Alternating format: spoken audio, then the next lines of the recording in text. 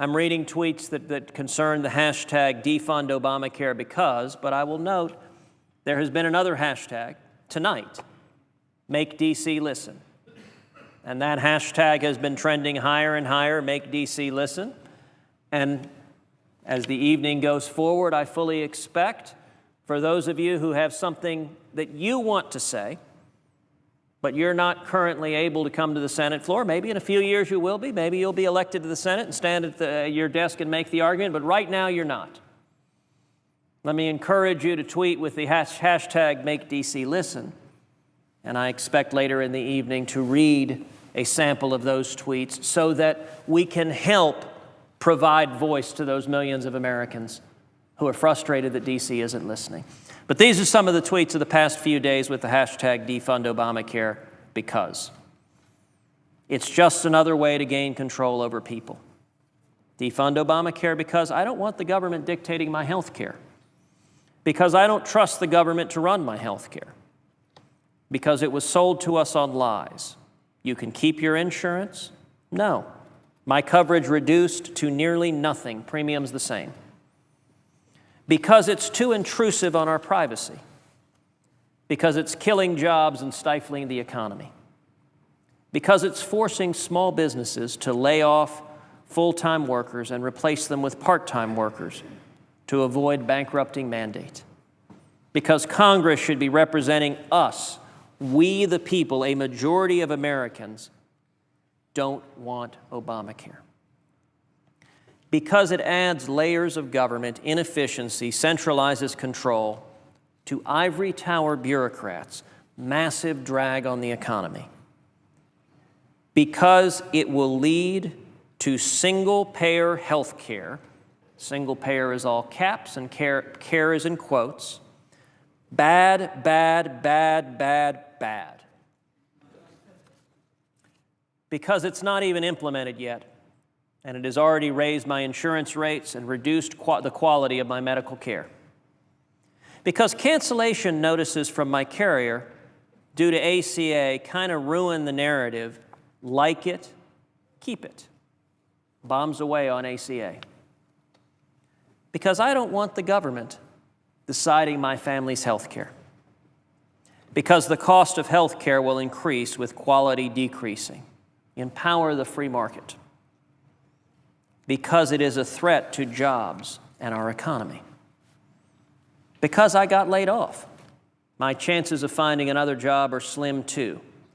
None now. Because it's time people in D.C. do what's best for this country instead of their political party. Let me read that one again. Because it's time for people in D.C. to do what's best for this country instead of their political party. You know, if we listen to the people, if we make D.C. listen, this wouldn't be about party. This wouldn't be about Democrats sticking to the bill they passed. This wouldn't be about Republicans afraid of political blame and repercussions. This would be about 100 senators listening to the people and saying this bill isn't working. Because it kills jobs and the backbone of the American middle class. Because it's killing free clinics and reducing access to care. Because Americans love freedom. Because it's a job-killing machine, up to and including doctors. Because I don't want government to control my health care. Because the free market works and government regulation does not. Because Americans can't live on part-time wages and pay the outrageously high cost of Obamacare. Because it violates Americans' First Amendment right to religious liberty.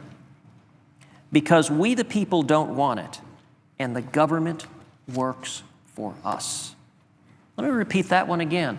Because we the people don't want it, and the government works for us. And let me note something, by the way.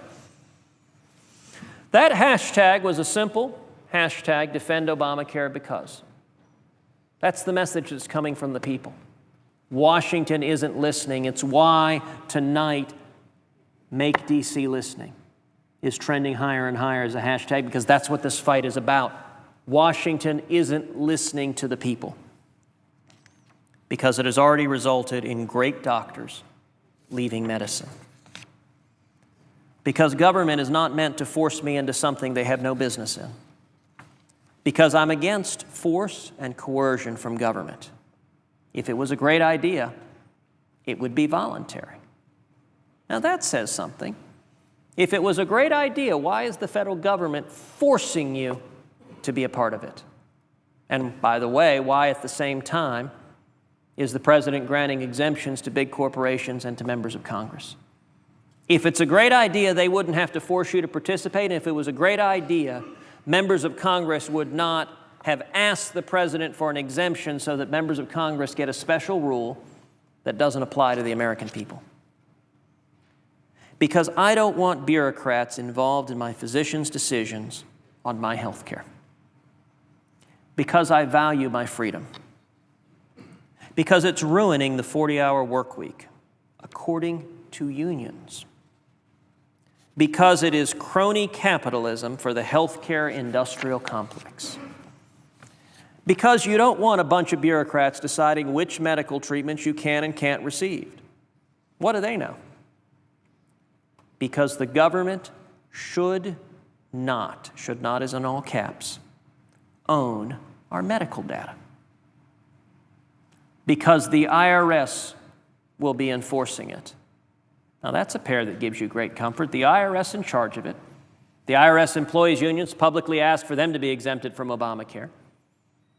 And right now, they're assembling the largest database in history of our health care records. We've seen the IRS, their willingness to abuse their power.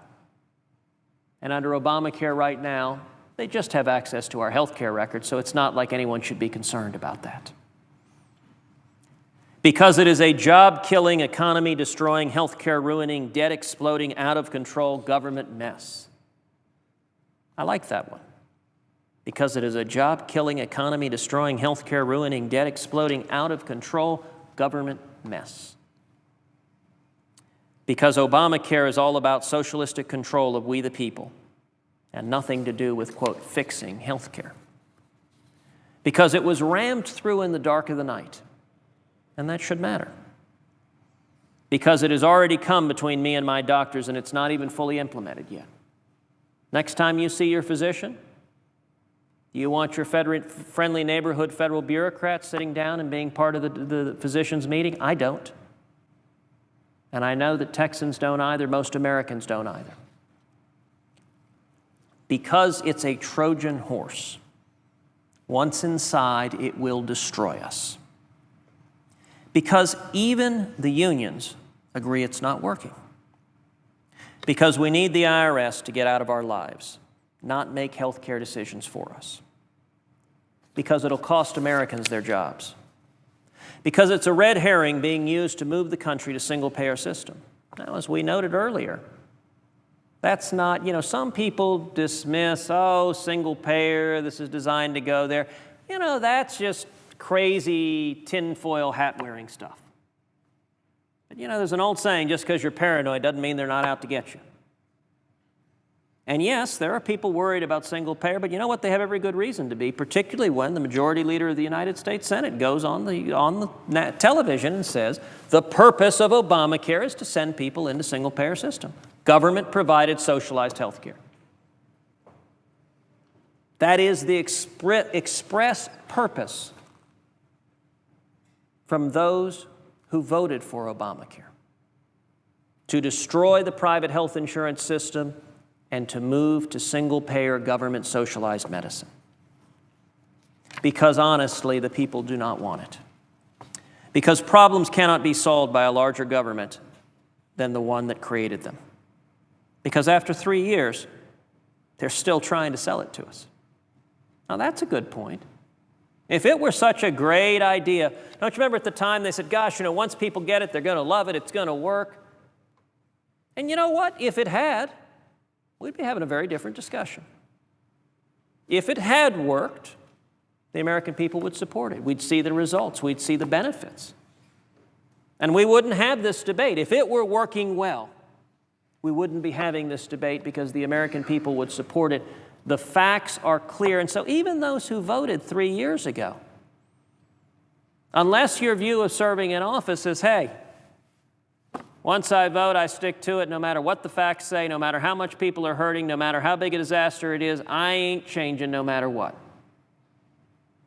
Now, I can't believe there are many senators in this body that want to approach voting like that. That's not a responsible way to approach your job. The facts are clear. This thing isn't working, and all 100 of us ought to act to avert this train wreck.